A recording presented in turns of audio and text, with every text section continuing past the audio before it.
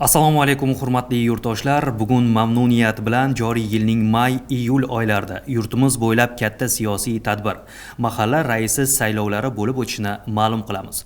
Fuqarolar yig'inlari raisi saylovlari 1-may sanasidan boshlanadi. Shu munosabat bilan mamlakatimizdagi mavjud 9452 ta mahallada saylovlarni yuqori saviyada tashkil etish bo'yicha jadal ishlar amalga oshirildi. Prezidentimiz ta'birlari bilan aytganda, bugun barcha islohotlar mahallada bo'lmoqda. Mahallaning qiyofasi o'zgarib, odamlarimizning dard va tashvishi shu yerning o'zida hal bo'lmoqda. Shunday ekan, bu yilgi mahalla raisi saylovini yangicha demokratik tamoyillar asosida, ochiqlik va oshkoralikda, fuqarolarimizning xohish va irodasini erkin ifoda etish prinsiplariga xos tarzda o'tkazilishda barcha kuch va imkoniyatlarimizni safarbar etmoqdamiz. Xabaringiz bor, joriy yilda O'zbekiston Respublikasining fuqarolar yig'ini raisi saylovi to'g'risidagi qonuniga o'zgartish va qo'shimchalar kiritildi.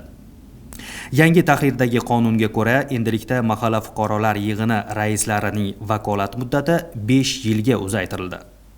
Bu degani siz saylovda ishtirok etib, mahallangizning kelgusi 5 yilligini belgilaysiz. Yil avvalidan may-iyul oylarida o'tkaziladigan mahalla raislari saylovlariga qizg'in tayyorgarlik ishlari amalga oshirildi.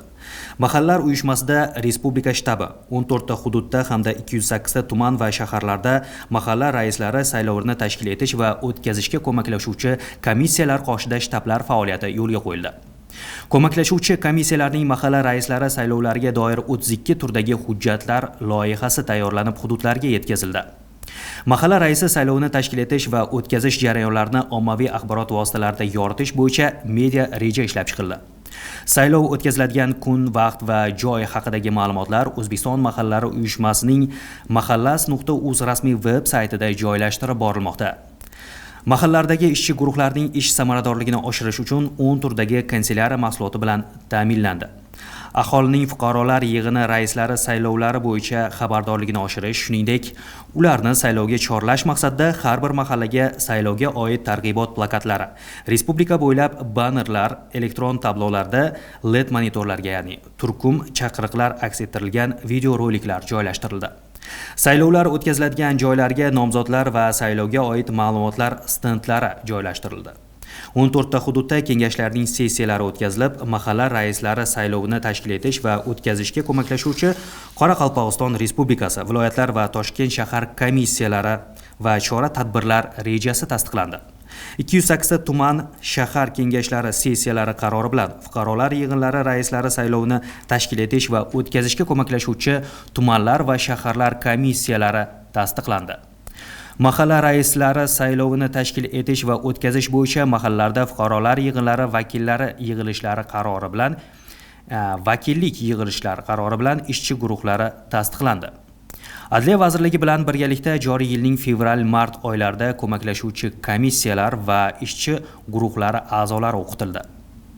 Shuningdek, ular faoliyatini samarali tashkil qilish bo'yicha mahalla raisi saylovini tashkil etish va o'tkazish bo'yicha uslubiy tavsiya, mahalla sayloviga oid 100 savolga 100 javob va mahalla raisi sayloviga oid normativ huquqiy hujjatlar to'plami uslubiy qo'llanmalar saylovni tashkil etish va o'tkazish bo'yicha ishchi guruhlari uchun eslatma ishlab chiqilib, hududlarga tarqatildi.